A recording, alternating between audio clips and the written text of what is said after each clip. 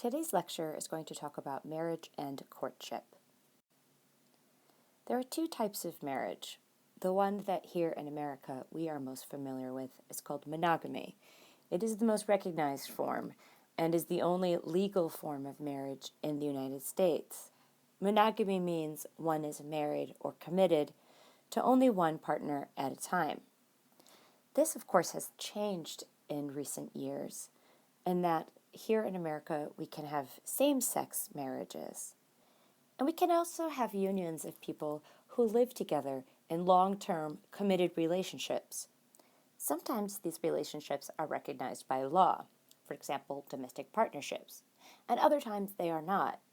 Sometimes they're celebrated by a formal ceremony, and sometimes they are not. Something we see in other cultures are group marriages. Polygamy is when an individual has more than one spouse at the same time.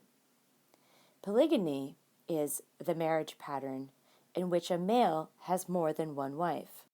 An example in popular culture of polygyny is the TV show Sister Wives, in which one man has 4 separate wives.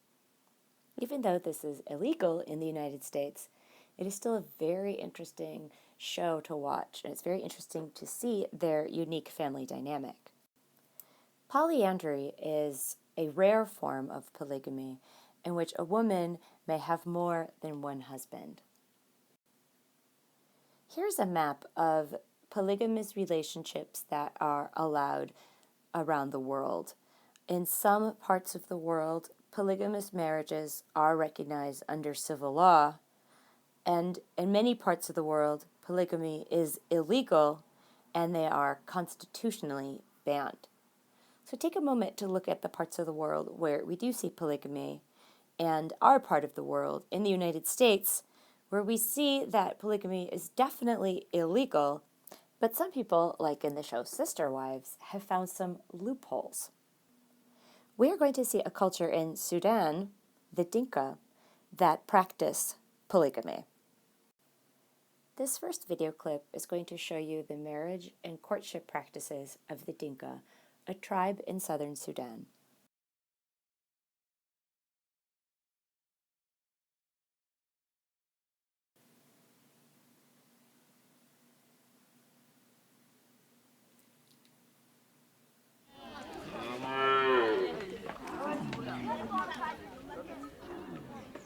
At the very heart of Africa lies Sudan. There is no winter, just one long summer, where the horizon blurs and melts along with the air. Here live an ancient and beautiful people. They are called the Dinka. The Dinka are perhaps the tallest and leanest people in the world. The Dinka believe that the sun travels from the east to the west during the day, and by night travels the same route back in order to arise anew in the east. They preserve the mysteries and legends of their forefathers. They dedicate songs to their cows, and they themselves take the names of their finest bulls. The Dinka are nomads. This year, Nuwanker became a marriageable girl. She must marry a worthy man who will satisfy her large family, and most importantly, give a large number of cows for his bride. The girl's 30 relatives have spent the last week on the move. They have travelled from one nomad encampment to another in search of the finest bridegroom they can find for the beauty Nuwanker. Kadimakar, his name stands for the black and white colouring of cattle, has only recently decided to marry. He saved money and awaited the blessing of his father. Then, when he met Nuwanker at dances in the village, he decided it was time to marry. His family didn't object, and the girl seemed to like Kadi. They didn't talk a great deal. For the Dinka tribe, it is the custom for the relatives to agree everything in advance. The wedding's approaching. Kadi's family's not poor. For such a beautiful girl, Kadi's father and uncle are prepared to give 60 head of cattle. But Nuwanker's family doesn't think that is enough. Kadi's future now depends on his family, and of course Nuwanker's relatives must examine all the cattle. Today, these cows will be taken out to graze last, after they have been inspected. And now, at the hottest point of the day, Nuanker, like all the other girls in the tribe, goes to collect water. In order that the little girl doesn't get bored, her best friend Poor stays by her side. Poor is a brave girl. In order to be beautiful, she has covered her face in scars. The local sorcerer made them with a red-hot knife. It was extremely painful, but Poor did not cry. The hot wind blows on their thin clothing. Before the war, before the bombs and the dangerous strangers came, the people of the Dinka tribe didn't wear any clothes. They believed themselves to be clean and innocent people of nature, just like the snow-white cows, the endless steppe and the sky above. But then everything changed. But today, married girls and women are overjoyed for Nuanker and Caddy. They dance in a tight circle to the beat of a drum. The incredible tall figures of women, like arrows, direct themselves and fly towards the sky.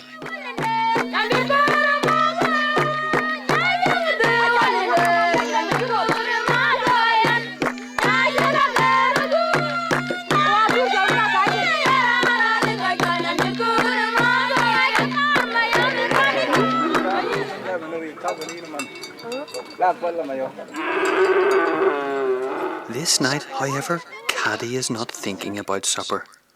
All day he has awaited a final decision from Nuanker's family, because 110 cows are all that his family can give. In the evening, Caddy finds out that his proposal has been deemed satisfactory.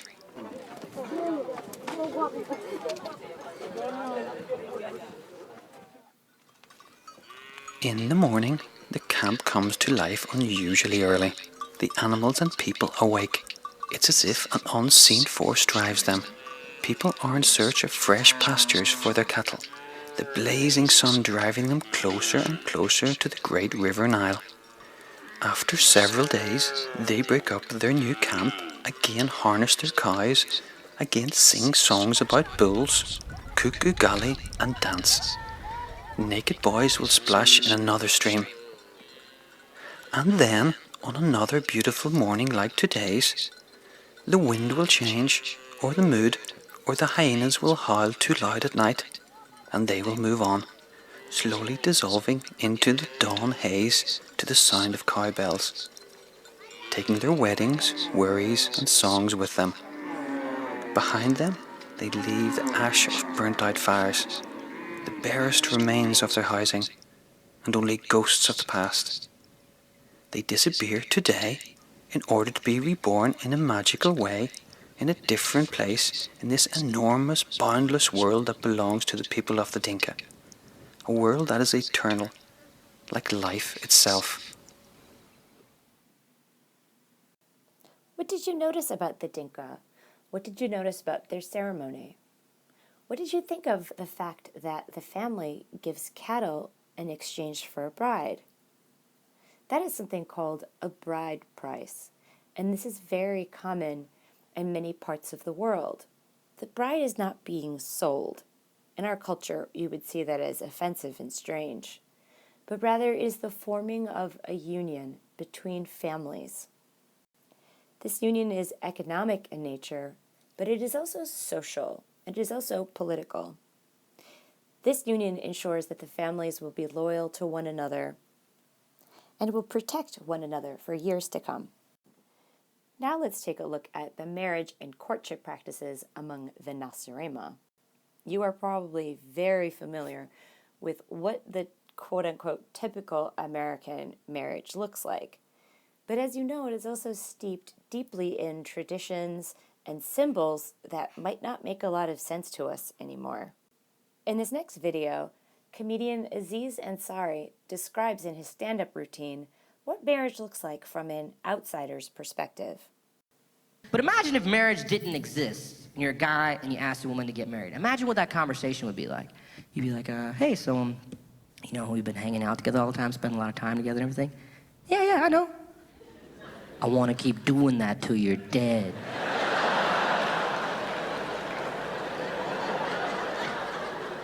what? I want to keep hanging out with you till one of us dies. Put this ring on your finger so people know we have an arrangement. What? Who's that guy? It's a priest. I want you to swear to God you won't back out of this deal. What's he wheeling in? It's a cake with 2 tiny dolls that look like us. Eat a slice.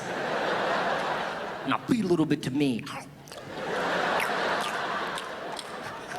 And this is really strange. Why are we doing this? Tax purposes. So Aziz Ansari's perspective on marriage is really interesting. And from an outsider perspective, if you've never been to an American wedding or you've never heard of marriage before, the things we do here are pretty strange.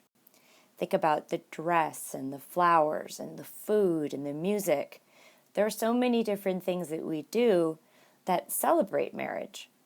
One of the things that I find most perplexing is the use of an engagement ring, or any ring for that matter, in a marriage proposal. This next video is from College Humor, and they give you a little bit of a background on the history of the engagement ring in the United States. Now, please keep in mind this video is a little bit NSFW. There is some cursing and some mild sexual innuendo, but I think the overall message of this video is quite powerful and really something interesting to think about.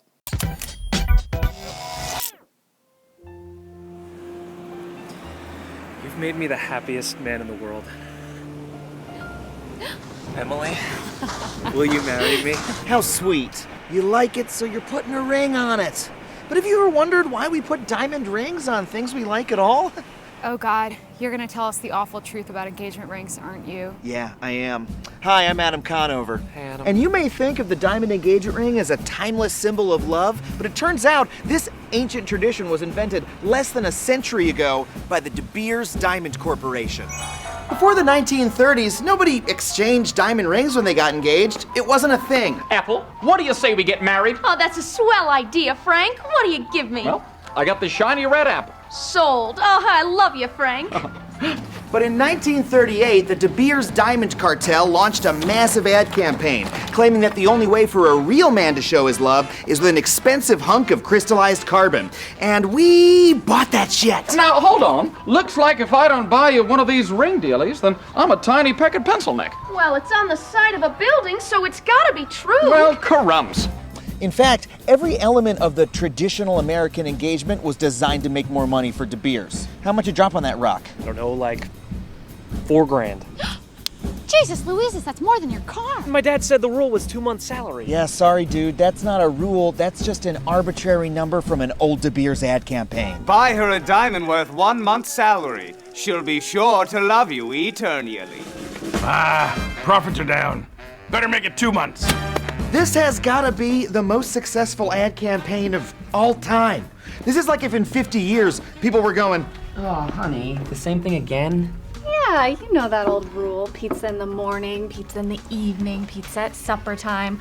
When pizza's on a bagel, you must eat pizza all the time. Well, it's not like I'm throwing my money away. I mean, at least the ring is worth something. Yeah. actually, diamonds are intrinsically worthless. I refuse to believe that. Well, maybe you believe De Beers chairman Nicky Oppenheimer, who once said, quote, diamonds are intrinsically worthless. Shut up, shut up, shut up. In fact, they're quite common. The only reason diamonds are even expensive is that De Beers has a global monopoly on diamond mining, and they artificially restrict the supply to jack the prices up. But in reality, those assholes have a fuck ton of them. These are extremely rare. Pay no attention to that. Which means that diamond you just blew your savings on has virtually no resale value. That's why De Beers wants you to think a diamond is forever. If you never try to sell it, you'll never figure out how badly you got fucked. Fine, so what do we do about it? Nothing. They've got us by the balls. A century of advertising has embedded the idea of a diamond engagement ring so deeply in our culture that even knowing all that doesn't get you out of buying an engagement ring. Seriously, give it a shot. okay? Emily, will you marry me? I'm not giving you a ring because the concept of an engagement ring is a scam on the part of the De Beers Corporation, but we could open a joint checking account? Sorry, dude. I want that rock. Fuck! Well, thanks, man. No problem. Join me next time on Adam Ruins Life's Greatest Pleasures when I'll be talking about how puppies only pretend to love you in order to mooch off your food supply. Who hurt you? Hey there, if you I hope you enjoyed today's lecture. Thanks again for watching, and I'll talk to you soon. Bye.